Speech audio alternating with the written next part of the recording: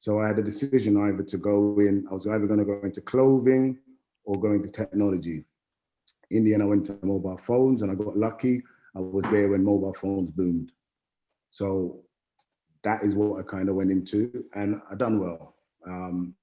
Opened a shop in Hendon, which then went on to dealing with all of the reverse logistics for Carphone Warehouse. So at a time, I used to buy all the old phones from Carphone Warehouse. So every one of your second-hand phones, which you traded in from Carphone Warehouse, is what I bought up. One thing I did recognize from working on street and being on street, and what lots of people don't understand, when I got into business, the very first thing I understood was, if you're from street and you have common sense, everybody around me, even to be, look, from White City, you knew the drug dealers, you knew the man who hustled on street. I guarantee they had more common sense than the average businessman. And I'm sure the man ahead of before me will turn around and tell you, boys on street have common sense. They just don't know it. The amount of times when I first started, I went to a business meeting and I was saying, this guy can't be that stupid, because I can skip out 2 or 3 of the, and it was that common sense, which we all don't understand. And what you learn on street is valuable. It just needs to be channeled.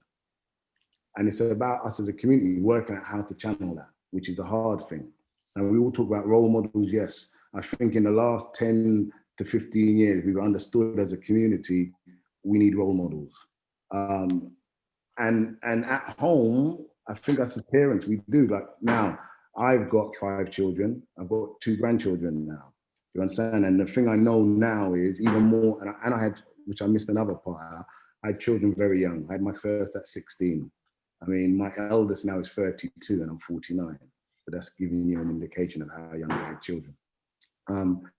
We have to instill on our children about reading your books. And one thing which, especially here, just saying, there's a lot of conversation about, running our own businesses and so forth. But the most important thing is telling our children to read their books. More what I've done now. So now, obviously, telecommunication for many years. Now I do quite a bit of property. I look at any different business ideas. Now, even I myself now, so I don't do a lot of mentoring for the simple reason that first and foremost, my mentoring now is to put into my children.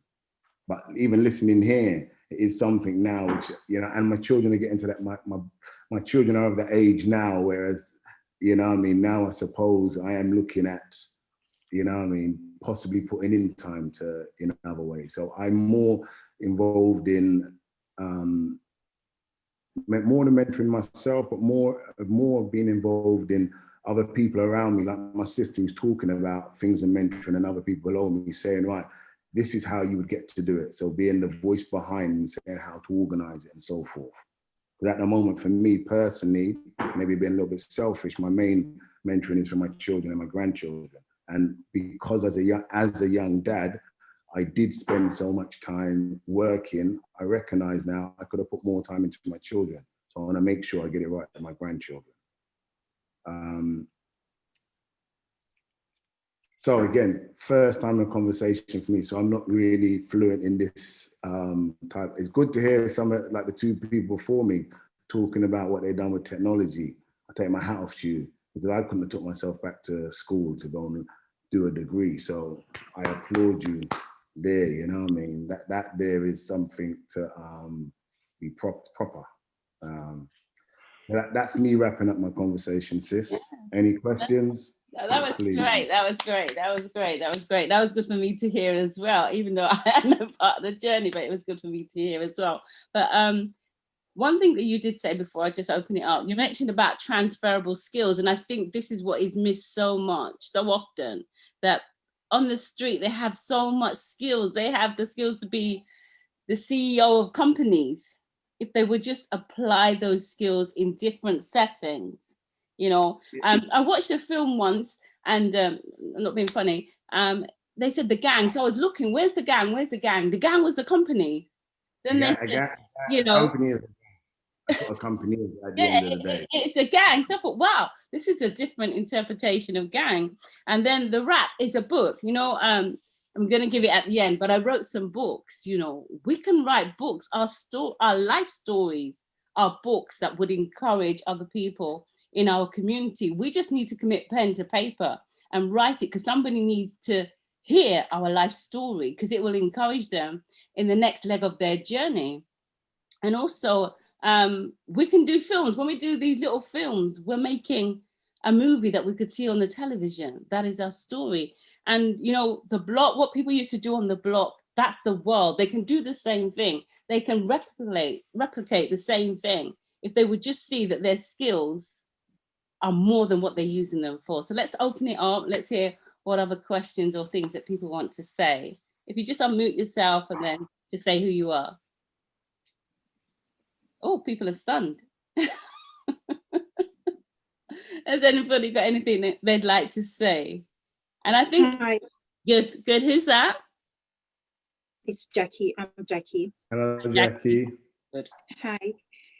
I heard you said about getting people to read books, but how do you get boys to read? Because I find that it's harder to get a boy to read a book than a girl. So how do you actually get them engaged, you know, where they'll take a book up or say, can I get that book so I can read? Except like if they're in school and I feel they're being forced into to read. Yeah. Can you explain how do you get them to read? I'm going to start to that, you, Margaret. No, I think he's aimed at you. So I'm going to say to you, so for me, you know, something really difficult. I ain't gonna lie, because as I said to you, for me leaving school, I don't read. I think us as boys turning around, we have to. I'm gonna be, you asked a question. I would not know how to get the young men of this day and age to read a book. I mean, you know, I think really, I'll answer it in a different way from my sister. I think maybe as a community, we need to do more short films and find a way to kind of, you know, instead of them reading a book, produce maybe short plays and so forth to educate our young males. Because Can I interject on that one? I think you're totally correct. It's not easy at all. Getting boys to read. But one thing, I don't know, please do interject as well. One thing I found, especially with reading, is that it's power, right? So in a way, you kind of have to incentivize young people to want to read. You kind of have to show them, okay, this is what can happen. This is what it's for you. Or did you know this? Or you can achieve this. However, you're only going to find it out within looking at this book, that book. Kind of like a dog on a leash. So kind of throwing bait out and reeling it in. Because again, let's be real. In this day and age, if it's not music or entertainment or something like that, it's not sexy enough to get a lot of these young boys and girls into these kind of things, right? So, in a way, it's a bit wrong, but you just got to incentivize them to show them the benefits of it, or like just present the benefit. And this is you're only gonna get it if you read them. So, like what Moses was saying, is really real. It's not easy, but got to try something. Let me jump in there, but just answer your question, young lady. I got a book here which someone gave me to read recently, okay? Quality. And I read the book and I had never read it. And I have to know, I went online and I must have ordered about 20 copies. And all my nephews and nieces, I started posting them out to them because the book held me and I don't read books, okay? And it took something like that for them to tell me, two of them said, I already read that. Can I go back? You know, it takes something to, the reality is you're not going to get the young males, young black males just to read what they didn't read. Yep, but absolutely. It took me with a passion to read something myself to turn around and say, right, and then put it on them. But they heard it in my voice where they said, right, you know, son, yeah, uncle's doing well. I want to, and that encouraged them to read. So reading the right books.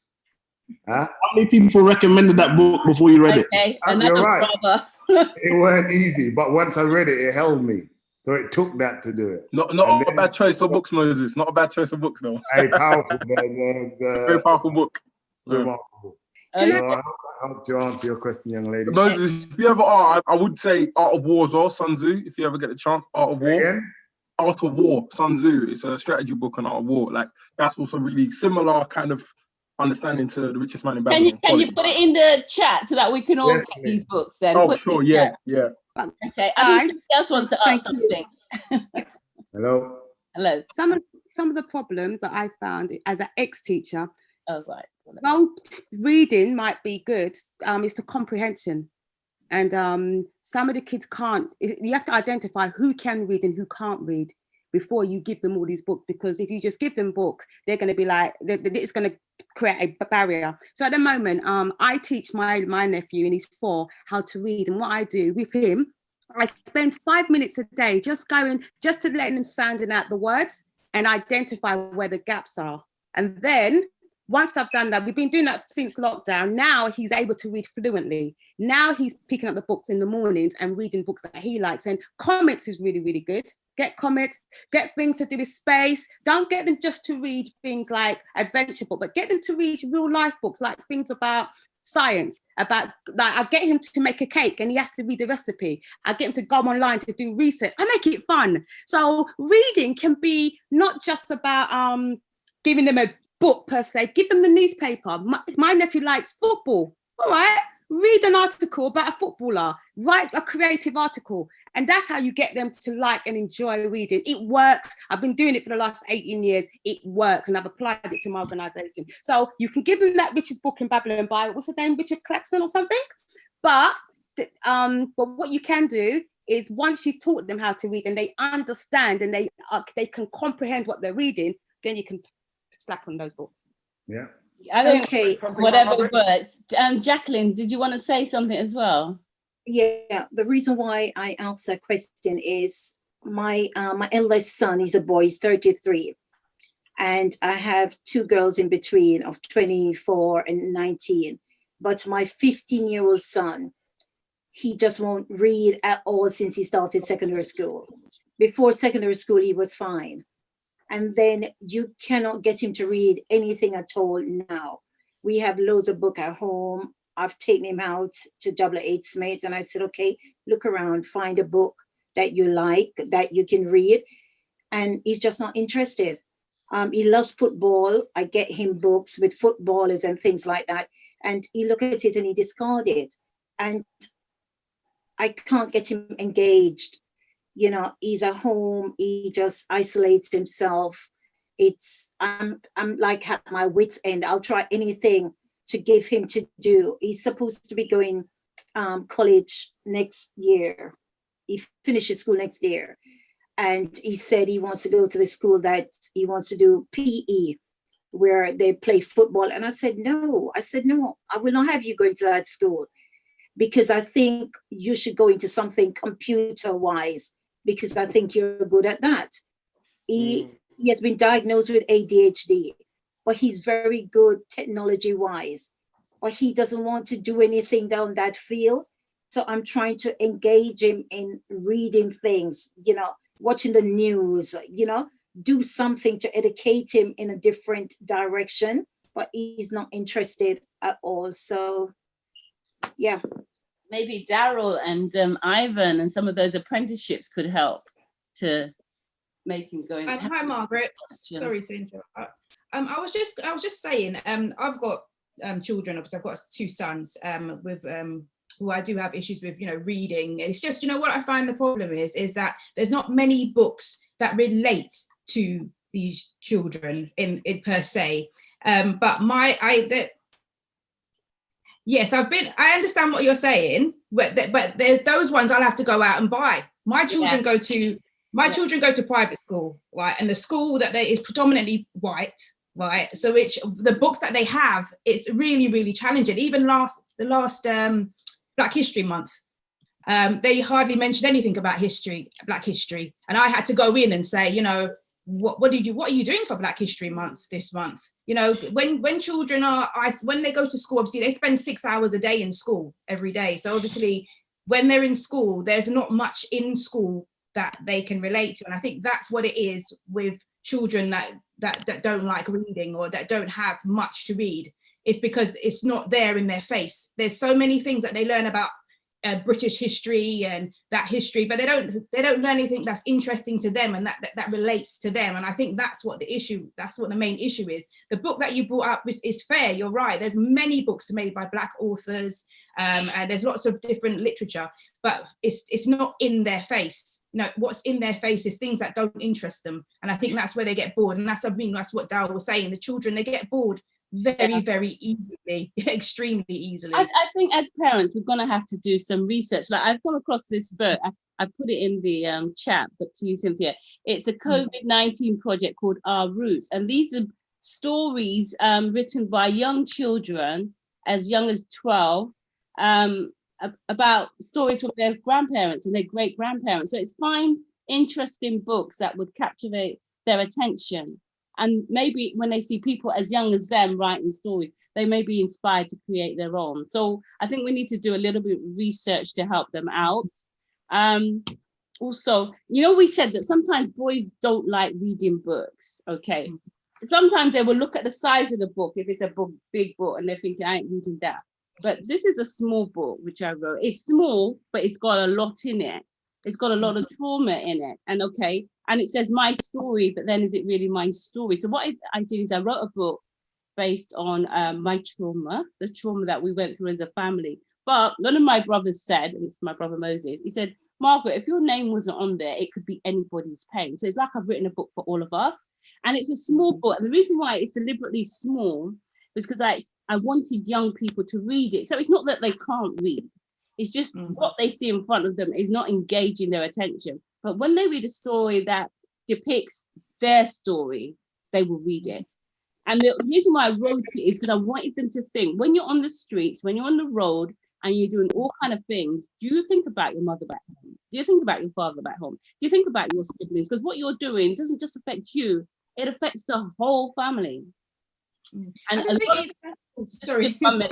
Just 1 minute. And a lot of people that have read it, because I've even taken it into prisons, there's like, you know, when I finish this, I'm going to phone my mom, because my mom must be feeling how you're feeling. So I think a lot of it is they don't understand the trauma and the pain that's being caused. And the other book, which is called He Came Back, is for my other son. See, sometimes we have sons who are on the roads, and sometimes we have sons who are not on the roads.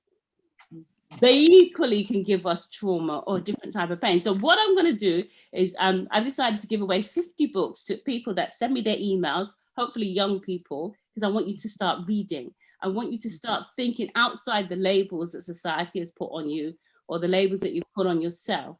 As you've seen from all of the speakers, they've come, some of them from the roads, but they've made things of their lives. So that's what we want to do, encourage young people. We can do something with our lives. We're not defined by the council estate that we came from. We're not defined by anything that happened in our past. We're more than that. The reason why we're here is we need to discover why we're here. So if the young people or their parents on their behalf put their email address. So the book is, they can either read it physically or there's audio version of it or there's a PDF version. So there's no excuse to not read it. You know, you don't have to turn the pages. You can, you know, listen to my voice. I love an audio book myself, I must say. So that's that. Okay. Did you want to finish what you were saying, Cynthia? And then we'll see. Yeah, I was just saying, your books are excellent. I mean, obviously, I'd love to read your books as well. I think what it is as well, I think even a compilation of stories of like Ivan or Daryl, like, because obviously then it would just be snippets, because then it will relate to some of the youth. I mean, I come from East London originally. You know, I grew up around these kind of estates, so I understand. You know, from coming from somewhere, and you want your children to have a better life than you do, and for them to see from where you can come from, what you can be in short stories. I think that would be an excellent idea. You know, so you know, it's something to think about. I mean, my story isn't that great or exciting, but I mean, there's many stories that could be interesting for children, especially now. Excellent. Yes. Great. Okay. Are there any other questions? Anybody got any? I don't have a question, but I think something that Paulette touched on was really good for how things actually are today. You know, the children are actually taking in information, but it's just what type of information are they taking it in? And obviously they've developed a habit, you know, of how they take in information as well. So sometimes, you know, I think, you know, in some cases to say that they don't read or that they won't read, they do read. But what manner does this information come to them in? You know, and with the thing that Cynthia was saying with stories, and what you were saying, Margaret, with your book. It's about giving them information in the manner that they're used to. Yeah. You know, and you know, short stories is a good thing, but their habits have changed from even my generation. You know, I'm 37, but when I have them around me and I look at their behavior, I see how fast they lose interest. Now, when somebody loses interest in something, it doesn't mean that they can't read. You know, it just means that they're not interested. You know, so sometimes it's about trying to capture that, you know, and give them information in the manner that they're used to. I think would be handy. Yeah, I think that's good. You know, and it's interesting you said give them information in the manner they're used to. Going back to the you good is a term that they're used to. It's you good G, you good, you know, my G and all that. I know that. I got young children. But also the fact that they can do it like a chat. They're used to doing things like a chat. The fact of Blue Story, coming back to that. How many young people went to see Blue Story that they were closing it down, this, that, and the other? They wanted to see it because they understood the storyline. It was their story.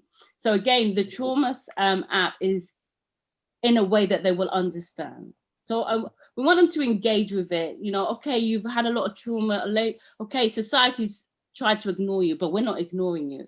We're coming. You know, society says get the young ones.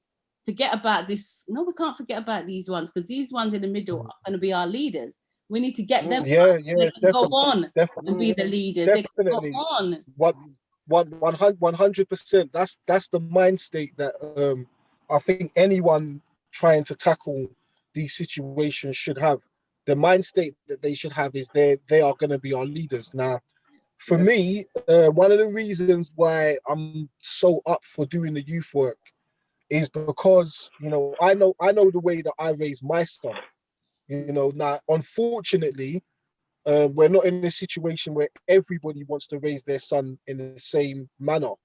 You know, so I can do my best to raise my son, but if I also don't make time to give other children that information, if my son bumps into some of these other kids, what type of risk does my son hold?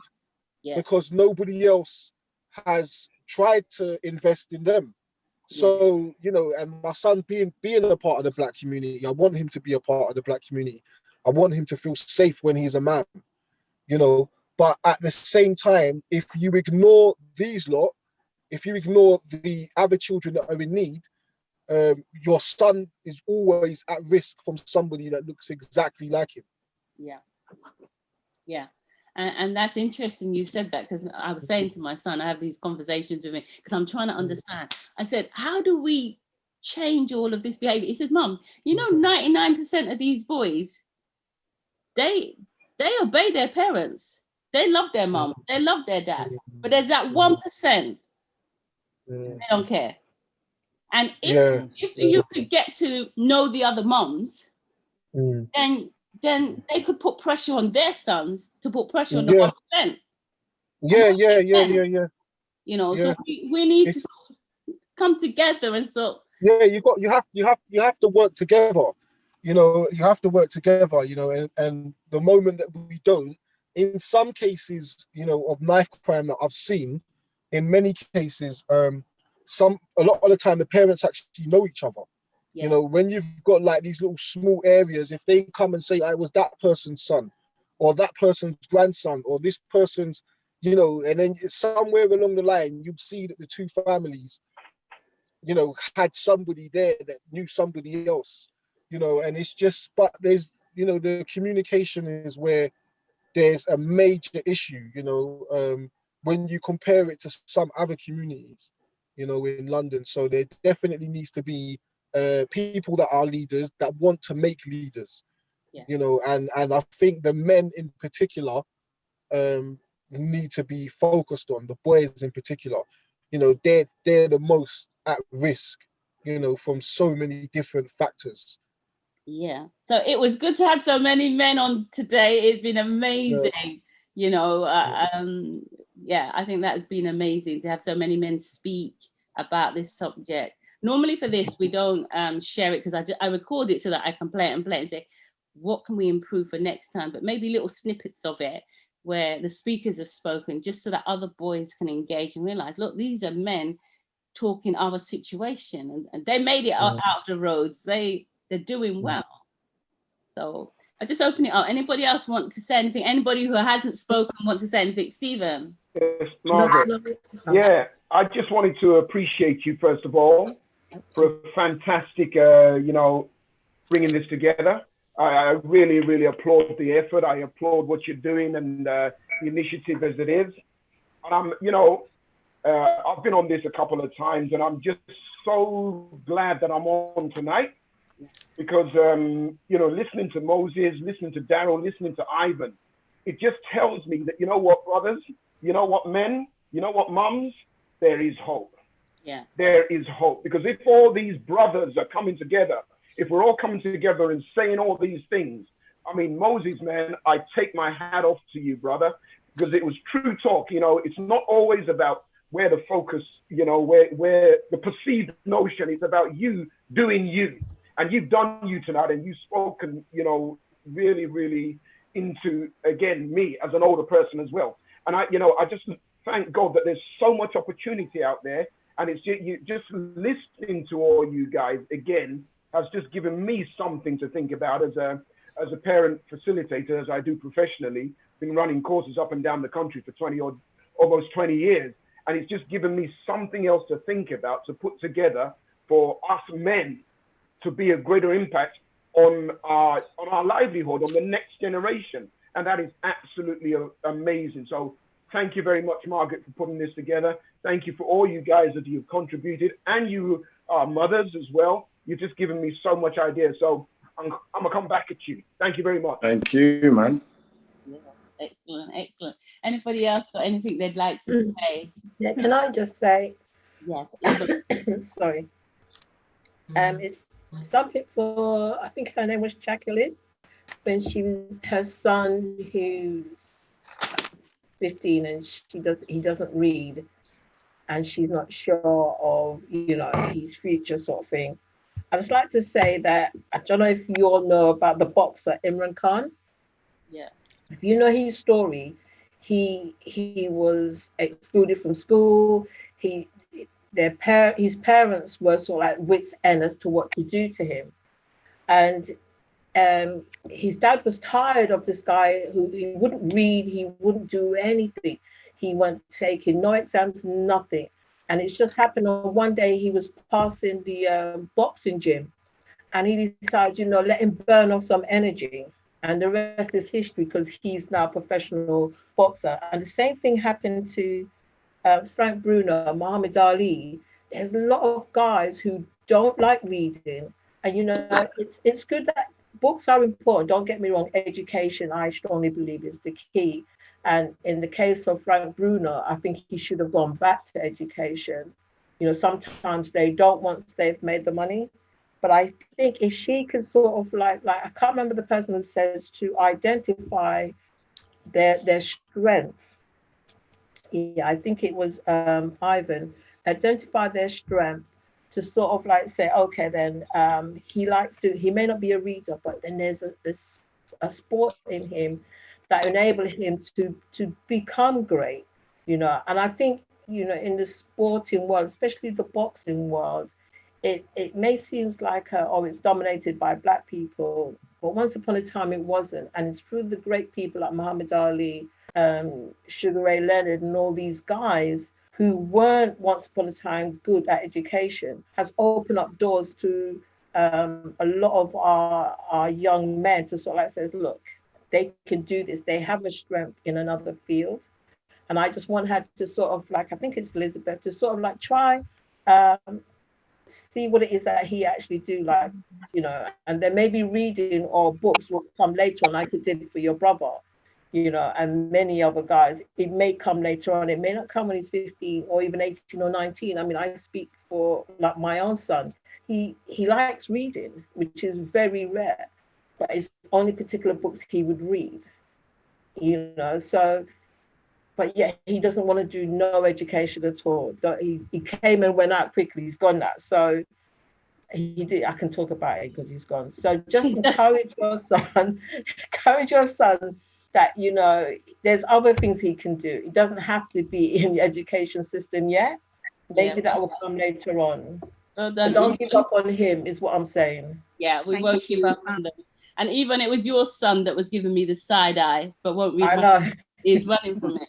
But yeah, so there's lots of encouragement there. Did you want to say something else, Jacqueline, before we? Yeah, I want to say I just thank Margaret tonight. I'm very emotional at the moment because of everything that I've heard from all these young men. And how Margaret and I got in contact was someone saw her on the telly and she was giving her a story about her son. And the person said to me, I've sent her an email on your behalf. I hope you don't mind. And I said, why did you do that? And the person said, well, I think you need to meet her and talk to her about what you're going through. Okay. Let's throw that open to the speakers. Anybody got some advice to give Jackie as to what to do next? I can give her some advice. It might not, you know, because to be honest, when you're describing your son, he actually, well, apart from the death of his father, he actually sounds a bit like myself. You know, like I was getting into trouble extremely young. You know, I had a social worker as well, and I don't want to sound negative about social workers and things along those lines, but if the social worker isn't somebody that he identifies with, like it was in my case when I was young, you know, I had a social worker in year 7, year 8, and I think it ended in year 9 because I actually changed school. But yeah, the person, it wouldn't be someone that he would listen to. And sometimes it's quite difficult to tell a mother, you know, how to how to have a better relationship with her son. Obviously, I think, you know, people's parents always want you to live up to something. You know, for me, I was actually, unfortunately, my mum's not in this group. I mean, she was meant to make it, but she isn't. But for me, growing up, I think that was something that helped me. The fact that my mum didn't, you know, tell me what to do or what to be. You know, these are things that I didn't really learn until later in life. And, you know, I kind of learned them myself. And I think Moses, if he's still here, he'll probably know this, but a lot of the time when people do want to live up to, a lot of the time when people do want titles, you know, you could meet someone that has a title, but the person doesn't live up to the title that they have. So sometimes, you know, for me, once I started getting corporate jobs, someone would say, this is this person. And they'd introduce me to somebody with a title. And, you know, a lot of the time when the person got talking, the person with the title might have been doing all different types of stuff. Some of these social workers that they're sending into schools might not be that stable themselves, you know, and they're in you and your son's life. So my advice would be just support his interests. You know, sometimes I think with men, a lot of the time people think how to tackle things with men, how to control things with men, how to get men to, what to do, when a lot of the time you can get them to do what you want them to do, you know, but make a trade, you know, or just support what he's interested in. If he's interested in football, maybe take him to a football match.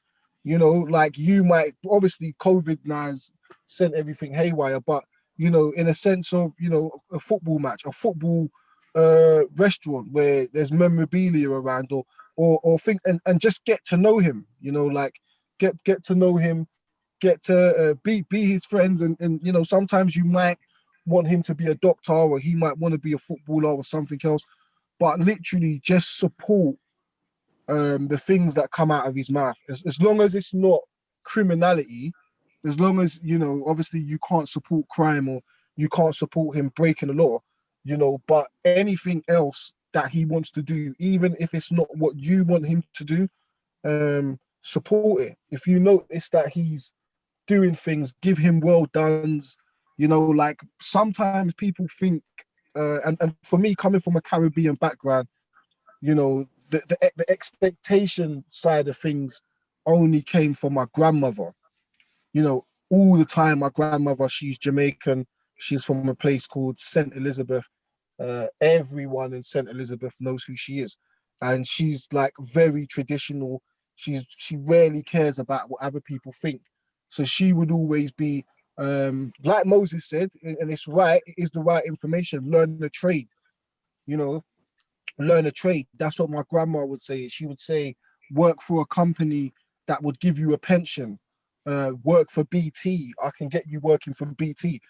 No matter how many times she said it and I disagreed with it, she was upset. You know, like her dream for me would have been me working for BT. But when I got my first store and I wanted to show her, you know, like she was one of the first people that I wanted to show, and so forth. And as things started getting better and I started paying myself more than people that would work at BT in some high places. And I would always tell my nan, look, nan, I'm earning more than someone that doesn't work at BT. And then she'd say, oh, but you don't have a pension, you know. So even then, it still wasn't good enough. I understand, but now she was drumming this into me from I was like 11 or 12. And only now, I'm 37, only now I'm starting to probably understand the importance of a pension. And even so more now that COVID, you know, has hit us, and now, you know, we don't know whether our future is even going to be dependent on our skill sets. You know, our future could be ruined based off of something that's not even in our control, you know. So I think, yeah, be with him here, be with him now, be with him in this moment, and just give him encouragement and support. And, you know, don't tell him what you want him to do for a little while. Just support it, and men naturally will try to impress you, because that's what men are like. So when men know, okay, she's noticing what I'm doing, she's supporting me, he will start impressing you, just like I wanted to impress my nan. You know, so I think sometimes with mum's approaches, it's a lot of worry. You know, there's a lot of worrying approach. And then once you sort of get that worrying with things, men will start hiding things. You know, they'll start hiding things from you, and that's when it's probably more dangerous. You know, the fact that you're unaware. You know, even if you're aware, you might start to see the progress. You know, and if you're talking to him, you know, you might start to realize where the support will count. Excellent, excellent. I think that's great. Can I jump? Can I jump in for a second? Oh, thank you, man. May I say first, the Moses and conversation with the young man ahead of me was spectacular. 37 years of age, the man there talked like a seasoned man. So I take my hat off to you and what you just said. So I mean, Jacqueline, what the man just said was seasoned for a man of his age, and I'll be honest, he nailed it. Absolutely nailed it. Yes. I mean, I will say to you now, my late dad had chose a job for all of our siblings. Margaret is the only one that done what she was told to do and become a barrister. I think I was meant to be a doctor, my brother an architect, and none of us found our way there, but she did, okay? From how you've described your son, I have to be honest with you, I didn't actually hear a negative. I'm going to tell you now, okay? As I said, I didn't read my books at that age. You're telling me now, yes, he has a social worker. As an entrepreneur who spoke ahead of me, he had a social worker. The guy goes to school. He's not getting in trouble in school from what you're saying to. Yes, he comes home late. You need to deal with that and you need to chat to him.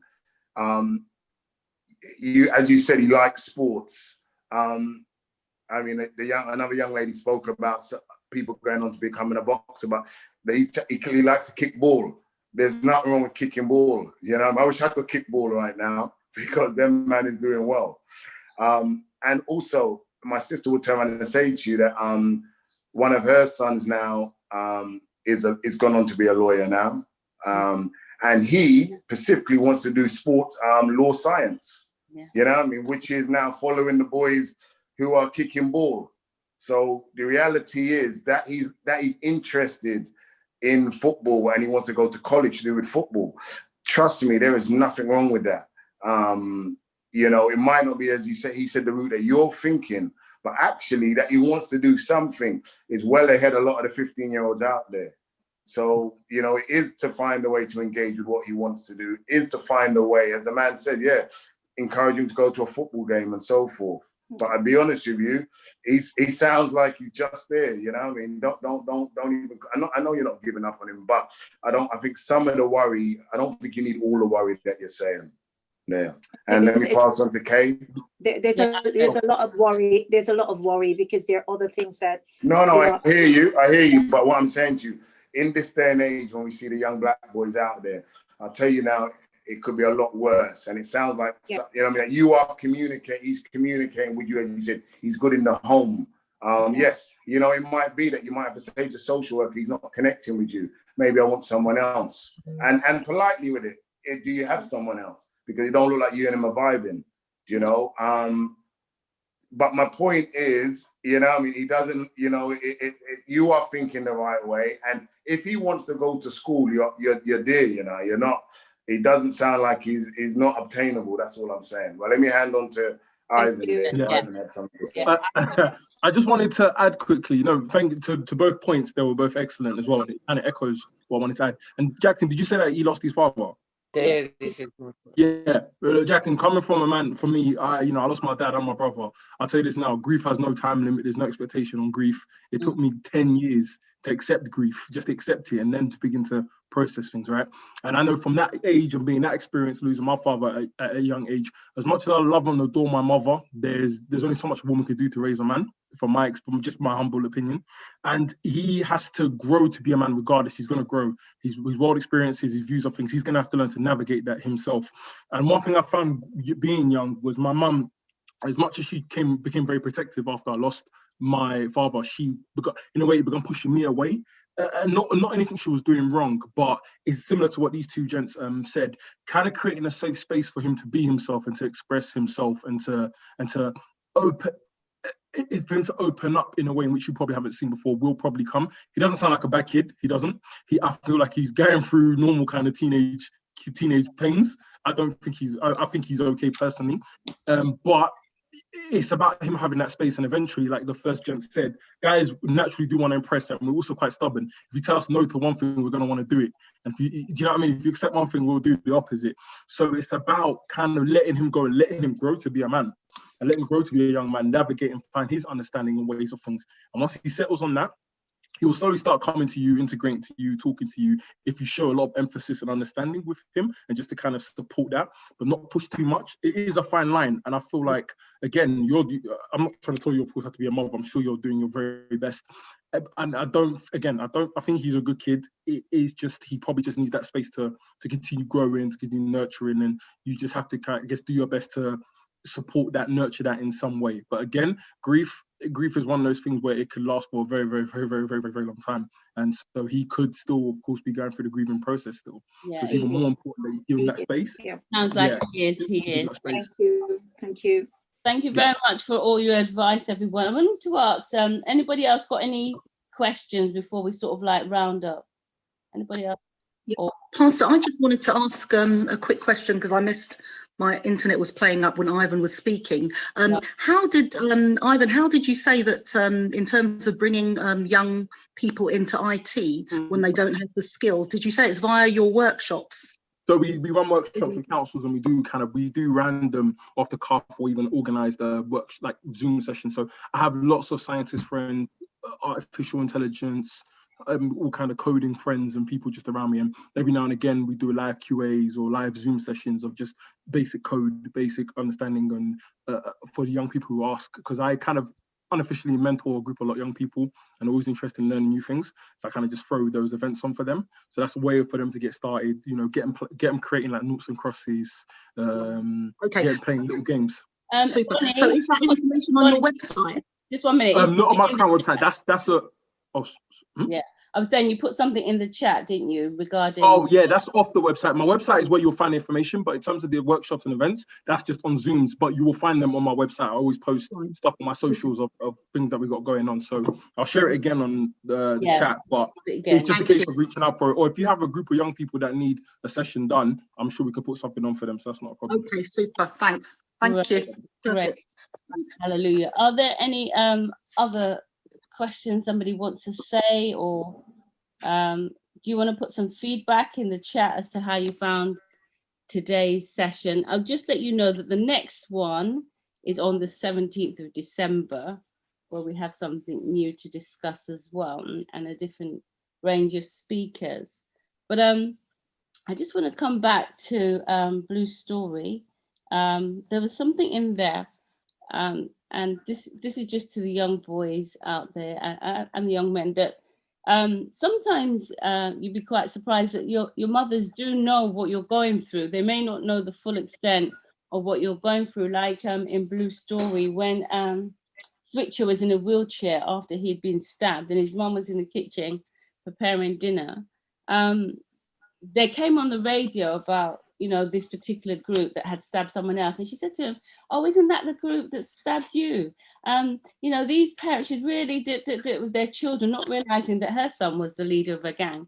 And then he started to wheel his wheelchair out of the kitchen. And she said to him, where are you going? And he said, Mom, I'm good. She said, I'm just cooking your meal. He said, Mom, I'm good. Now, when young boys say, Mom, I'm good, that's like a rebuff. It's like trying to kick your mom to the curb. At that point, she knows you're not good. She knows that there's something going on. So it's like, we need to find a way to work together. Stop pretending you're right when you're not, because if you told us what was wrong, we might be able to get you the help. Okay, we will worry because we're mothers, we will worry. The more you don't tell us, the more we will worry. So we need to find a way that, how do we work together so that we get you the help that you need? And we know how to pray for you, because a lot of the time, as much as, you know, people might want to dismiss prayer, it does work, but that and action. Anybody want to say anything? Bonnie, you put your hand up. Bonnie, did you want to say something? Okay, all right. So I think what is happening there is like the enemy wants to put enmity between mothers and their sons so that we don't get on, so that we clash. And then you go out there and you do things and you've got no real covering because we don't know what you're doing and you're not telling us. But at the same time, we're the best person to help you, us and your fathers as well. So I just want any young people that are listening to understand that we're your greatest ally. You know, we've got you. We're there in the corner with you, you know. And I think I'm just going to say this little prayer. And if there's any young people and they want to say this, they can say it. It's like, Lord, forgive me. Because I think sometimes some young people have done a lot of things to their mothers, to their fathers as well. You know, they're not treated them very nice at all. Because like anything happened to any of our children, sons in particular, the mothers are right there. But they're often the ones that get the back end or the rough end of somebody's tongue, somebody's behavior. But anything happened to them, they're calling their mom. So it's, Lord, please, Lord, forgive me. I've been so mean to my mom and to a large extent my dad. I've said things, I've done things I should not have done. Cleanse me from deep within. Make me brand new. I accept Jesus as my Lord and personal Savior. I renounce, that word means let go of, my old life and embrace my new life with Jesus. So it's just a few little words. But if some young people would say that, they would find that their life trajectory would just turn around, you know. And if you prayed that, let me know in the chat, you know, put it on private. And if you prayed that, stay on the line. I can talk to you. Some of the mothers could talk to you. So that's all I wanted to really say at this stage. I don't know if anyone's got any final comments before we wrap up today. Wow, stunned you all into silence. Praise God. All right then. I want to say thank you very much, everyone, for being on today's Zoom meeting. I hope you've enjoyed it. I hope you've learned a lot.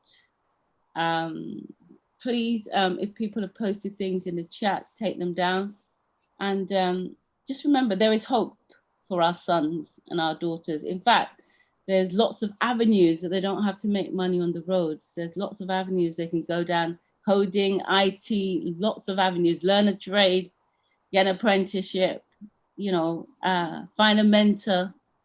There's loads of help for our community and for all of us. So I just want to say thank you to everyone, and hopefully I'll see you all on the 17th of December. All right, take care. Bye, everyone. Oh, thank you. That's really lovely. Okay. So, yeah, take care. Bye, Bonnie. Thank you. Take care. So, Bye. bye-bye. Take care, Moses. Bye, Mark. Bye, Jack. Bye-bye. Okay. Bye. Bye, Jackie. Bye. Take care. Great. Thank you, Cynthia. Bye. Thank you, Sarah. Take care. Great. Great. Excellent.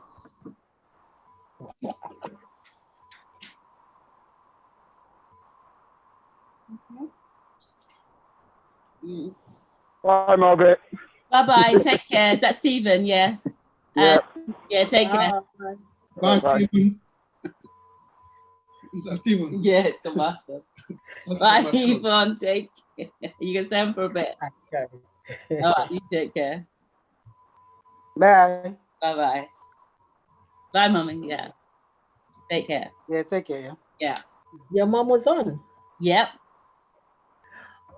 Oh, amazing. Yeah. Amazing. Right. So can I ask you a question? Yeah. How are we going to market this You Good? Well, just let people know. I was trying to put up, let me see if I share the screen with a few people that are on. I was trying to, but it didn't come up. Let me see. Yeah. That's, but I put it somewhere there, but it's not. I was trying to show it so that people could see what it looked like. Hold on. There it is. Can you see that? You probably can't see that. Hold on.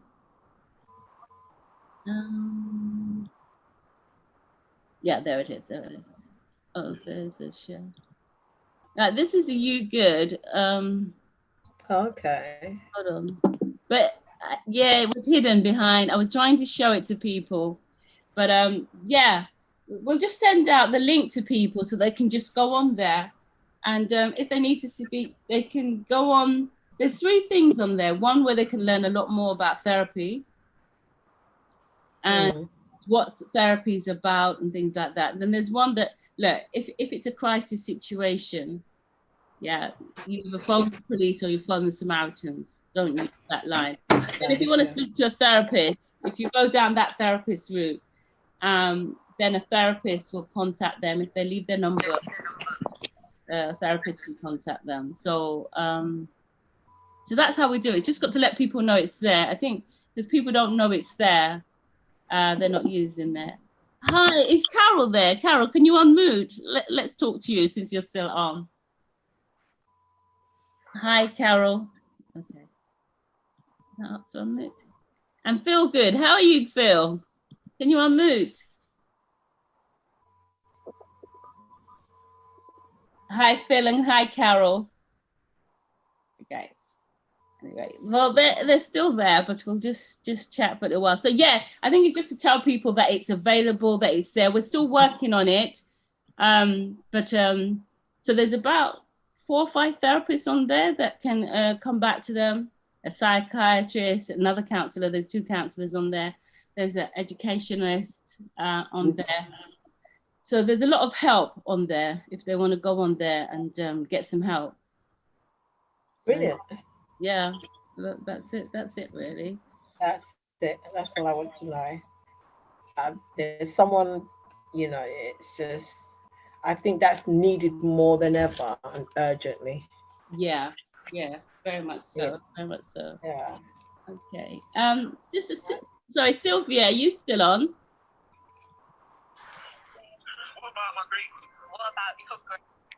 Sorry, who's that talking? Right. Okay. All right. Right. What I'm going to do is I'm going to bring it to an end now. Okay. Yeah. Unless if there's no more questions. And then Okay. Take care, Yvonne. We can talk. Okay, bye. Yeah, bye. Bye. Yeah. Thank you. Yeah. Yvonne. Yeah, I can call her back. Hi, Carol. Did you want to say anything, Carol? All right. Phil, are you still there? Okay. All right. And Sylvia, are you still there? Okay. All right, we're going to officially end it now. Thank you.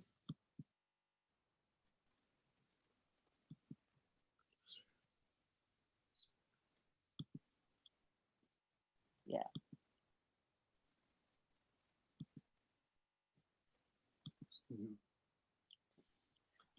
Okay. All right, Mummy, we're going now. Okay. All right, Take care. Take care. Bye-bye. Bye. Bye. Yeah, whatever. Yes, Take care. Yeah, bye. That's very nice. Very nice. Yeah. Okay. Yeah, good one. Good talk. Yeah. Thank God for that then. You just thank God. Yeah. That God took control of everything. Thank God. Yeah. It was really nice.